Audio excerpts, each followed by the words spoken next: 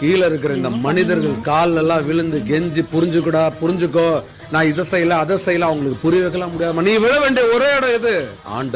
ஆண்டவன் கால்ல விழு, அவங்க கால்ல விழு. மனசார வேண்டுக, இறைவா நான் நல்ல எண்ணங்களால செயல்படுறேன், நல்ல எண்ணங்களோட தான் சொற்களை சொல்றேன், நல்ல எண்ணங்களோட தான் முடிவுகள் எடுக்கிறேன். நான் யாரையும் கெடுக்கிறதுக்காக எதுவும் பண்ணல. நான் உன்னை நம்புறேன், நீ என்ன நம்பு.